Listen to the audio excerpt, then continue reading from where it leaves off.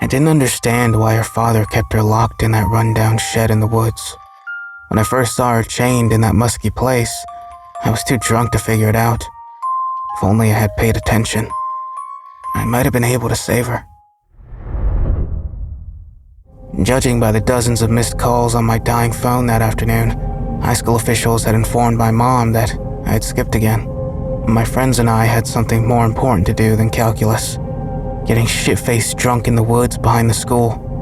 Before we knew it, it got dark, and the group disbanded.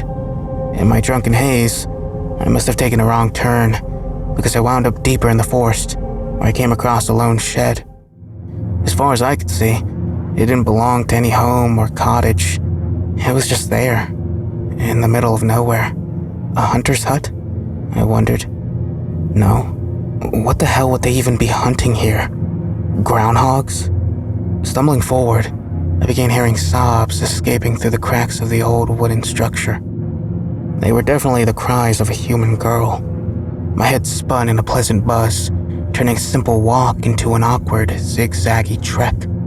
As I reached the shed, my foot sunk in a particularly deep patch of snow, causing me to lunge forward.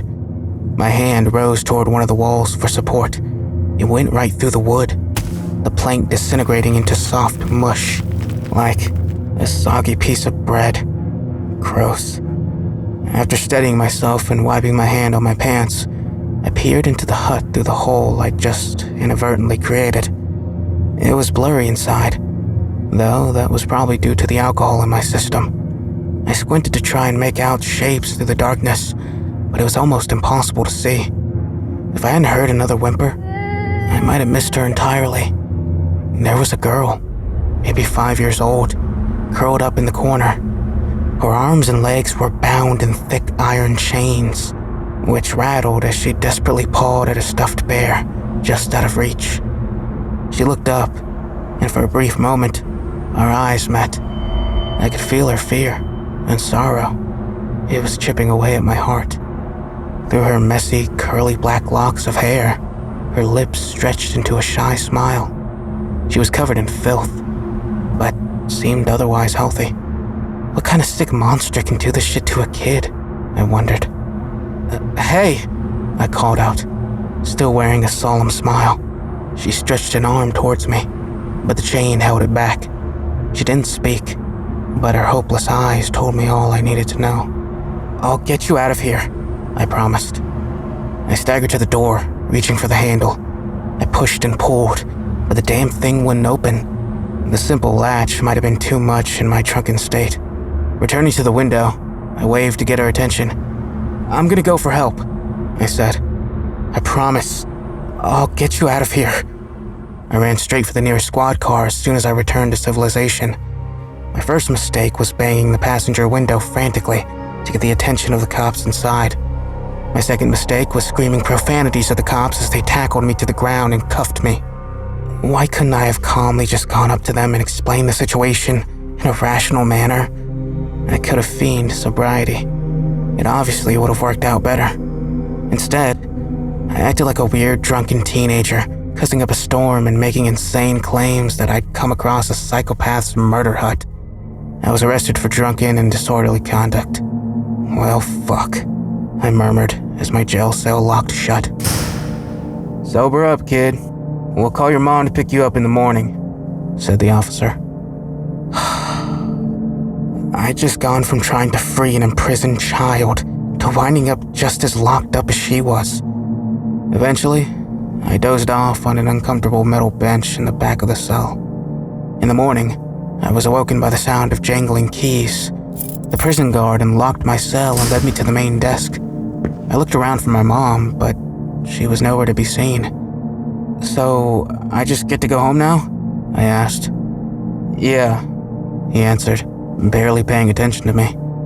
And my mom? She bailed you out last night. She said, and I quote, "Let that ungrateful prick sleep it off. He can walk home in the morning. It's called tough love, kid," he replied. I furrowed my brows. Yep, that sounded like Mom, all right. Probably trying to teach me a lesson.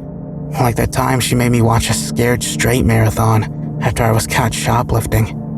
"Did anyone check out that shed? The one I kept screaming about last night?" I asked. The officer laughed, patting me on the back. "Yeah, we sent a few officers to scope the area. There's no cabin, kid. Take my advice and lay off the drugs," he told me, using a condescending tone that reminded me of my father. Prick. I needed to go back, if only to prove what I saw was real. Mom was probably going to get a call from school again, but I don't care. At least I was skipping for a good cause this time. There it is, behind a row of snowy maple trees, the small shed where I'd seen the girl. A new wooden plank concealed the hole I had made, suggesting someone had been by since I made my visit the night before. The door proved much less of a challenge in the light of day, and without chemicals swimming in my blood.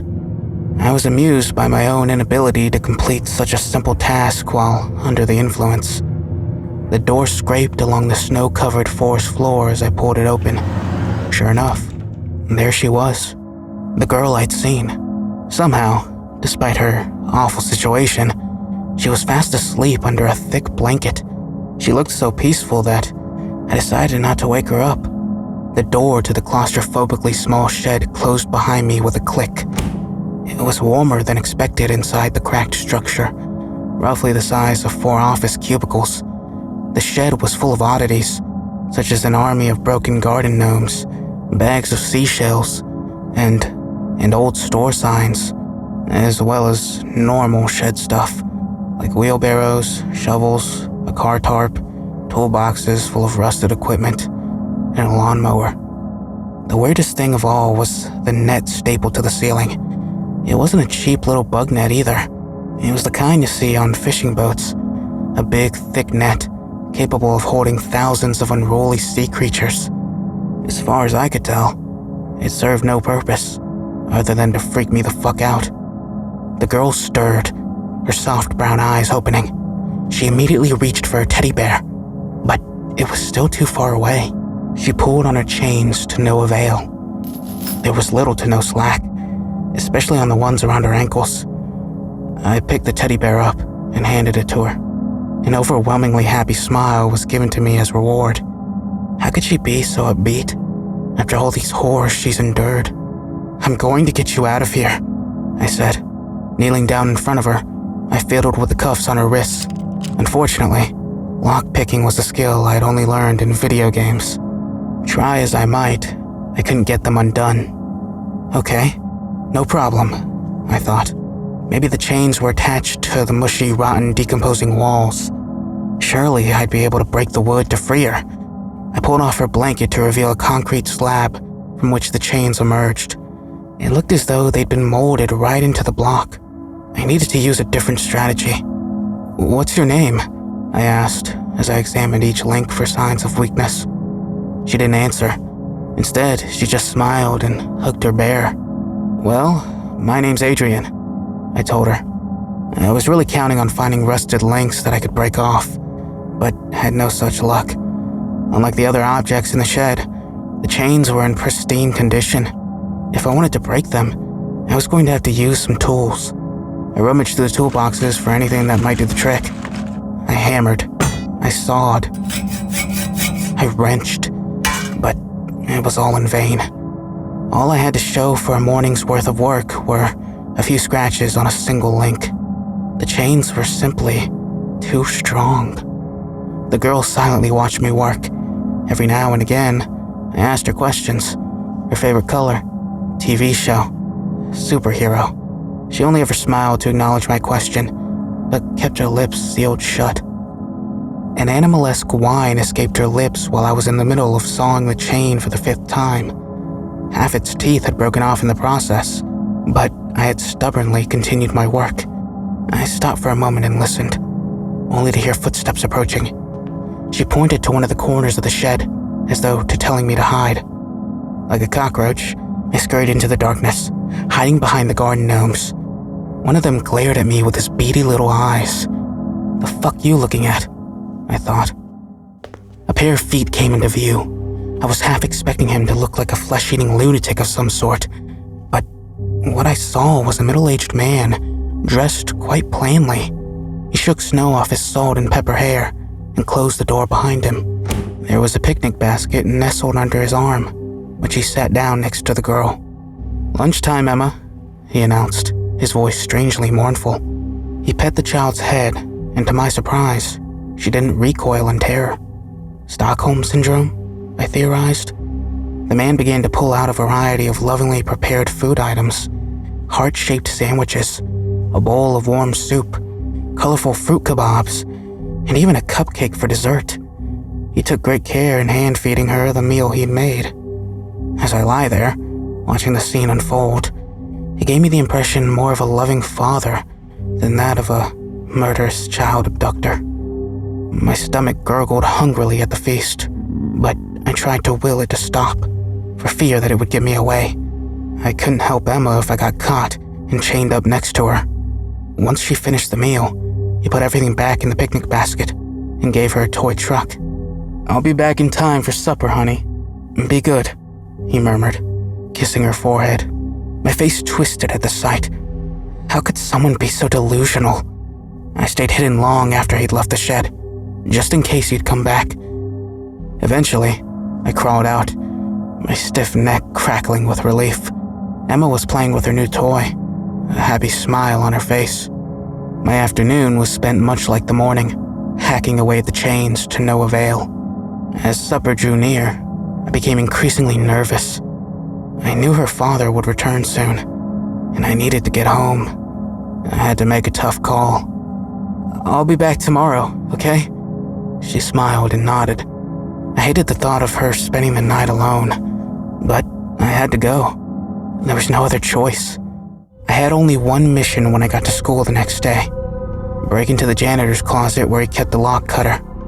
I knew he had one, since the school had performed a random drug search on my unit the month before. I followed Mr. Bentley as he roamed about, picking up litter in the hallway. Every time he looked my way, I'd act like I was checking my phone. I'm not really sure if he bought it, but my shifty behavior certainly didn't keep him from eventually unlocking the maintenance closet. I kept my distance and waited for him to exit. Once he did, I subtly slid my foot between the door and its frame to keep it from closing. I slipped inside, heart racing, and searched for the lock cutter. There would be trouble if I was caught, and I couldn't afford the delay. Emma needed me, and there was no way I was sitting in the principal's office all day for something as stupid as borrowing school property. I had to be quick. Pushing through a pile of useless junk, I found what I came for: the cutters. It was snowing that afternoon as I traveled back into the forest. Free the girl, bring her to the cops, be a hero, I repeated to myself. They had no choice but to believe me if I brought her in. I clutched the metallic jaws close to my chest, my moist mittens sticking to its cold surface. Emma, as always, welcomed me with a big, bright smile.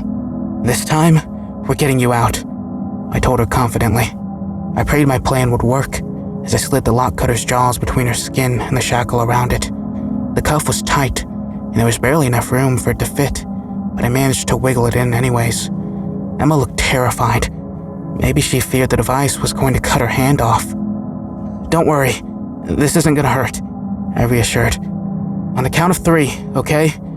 Deep breath. 1, 2, 3. Snap. She yelped as the cuff cracked open like an egg, freeing her right hand. It immediately reached for my arm, holding it tightly. I repeated the process until I'd freed every limb. Then, I took her into my arms and ran towards the door, leaving the lock cutter behind. She was light, lighter than I thought possible. Holding her was like lifting someone in a pool. Sure, she was small, but how could anyone be that light? She clung to me like a baby koala to its mother, her teddy bear squished between our chests. I ran through the woods, snow crunching under my feet. Once we'd gotten far enough from the shed, I set the girl down. As I did so, her little hand grabbed mine in a vice-like grip. I forced a reassuring smile. I'd done a good deed. Now, I just need to get her to the authorities.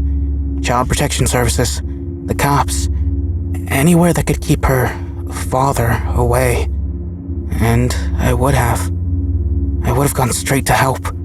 if I hadn't felt the light tug, like that of a helium balloon, as we passed a park. She led me to the swing set, releasing my hand only once the other had grabbed hold of the chain. It was a dumbed-down version of what had been keeping her captive less than an hour before. An odd choice. I pushed her for a bit, but as the sun began to set, I grew wary.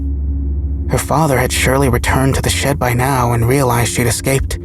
He'd be looking for her, and I was sure the park would be the first place he'd check. I stepped away and motioned for her to follow.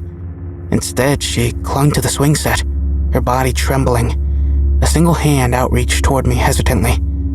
"I've got to get you someplace warm, okay?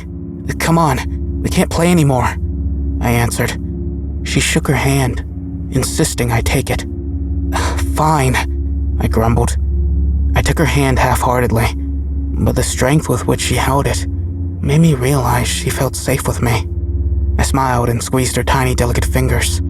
We took off towards the police station. Never once did she let go of my hand. Then, it all fell apart. All because of me. Because of a stupid sneeze. I let go for just a moment. A split second, so I could cover my mouth. In the moment it took for my eyes to close, and the air to torpedo out of my nose, the girl disappeared. I looked around me frantically. How could she have run away so quickly? I should have noticed it sooner, but when I did, it was too late. I looked at the snow to try and track her, but only my footsteps were present in the snow. There were two thin lines next to me, as though only the tips of her feet had touched the surface the whole time. Something fell on my head, something soft and squishy. Her teddy bear bounced off my forehead and landed at my feet. What the fuck? I looked up. She was floating, her body drawn towards the sky. Already, she was out of reach, yet her hand still extended down toward me, as though begging me to take it, to save her. Even as I jumped to try and bridge the distance, I failed to come close. It was like watching someone fall into a chasm in slow motion. She started sobbing, tears falling like raindrops between the snowflakes. Her hand wiggled desperately, but she was already higher than the trees. There was nothing I could do. I wanted to save her, to go after her somehow, but I was chained down. Gravity was chaining me down to the earth, like she should have been. I could only watch as she cried and floated up into the sky, hopelessly begging for my help, until she disappeared behind the clouds. Even to this day, on quiet nights, I can still hear her wailing cries echoing above. Somehow, she's still out there, cursing me for breaking her chains.